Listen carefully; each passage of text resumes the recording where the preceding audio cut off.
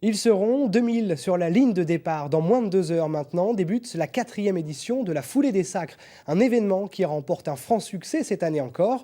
On retrouve en direct au pied de la cathédrale de Reims Grégoire Schott, bonsoir.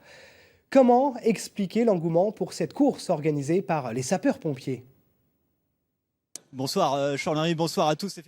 Cette course est organisée par la section course à pied des sapeurs-pompiers. Vous voyez d'ailleurs sans doute derrière nous, derrière la ligne de départ, tous les véhicules des soldats du feu au pied de la cathédrale de Reims. L'occasion bien sûr pour les sapeurs-pompiers de montrer leur savoir-faire, notamment en termes d'organisation. 150 bénévoles des pompiers sont mobilisés pour cette course et c'est un impératif car il y a, vous l'avez dit, un succès. Le succès ne se dément pas pour cette 4e édition. 2000 participants sont donc attendus. Les inscriptions ont même dû être bloquées depuis plusieurs jours maintenant par les organisateurs afin que l'épreuve se déroule dans les meilleures conditions. On a donc vu dès le milieu de l'après-midi les participants arriver, revenir récupérer leur dossard dans la cour du Palais du Thau. Alors comment expliquer justement donc un tel engouement? Nous avons posé la question à Sébastien Verrier, l'organisateur de cette foulée des sacres.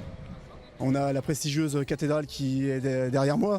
On a des monuments comme le Palais du Thau, on a la basilique Saint-Rémy, on a la place Royale, place du Forum. C'est vrai que c'est vraiment sympa de pouvoir s'offrir les rues sans les voitures et en semi-nocturne. Rien que pour nous, c'est vraiment, je pense, la clé de la réussite de cette 4e édition. Le but de la création de cette course-là, c'était vraiment de ramener les gens qui courent tout seuls le long du canal, dans les parcs, en famille, et pourquoi pas se donner un défi en venant courir 8 km en ce début de saison estivale. Et Grégoire, on le voit, un grand soleil sur le parvis de la cathédrale. Les conditions de course s'annoncent idéales alors ce soir?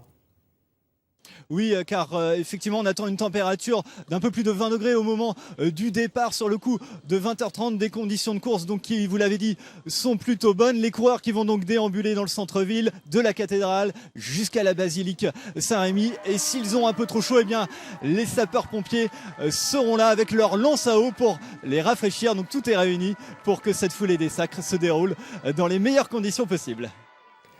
Merci Grégoire. Toutes les images de la course dès demain midi sur notre antenne.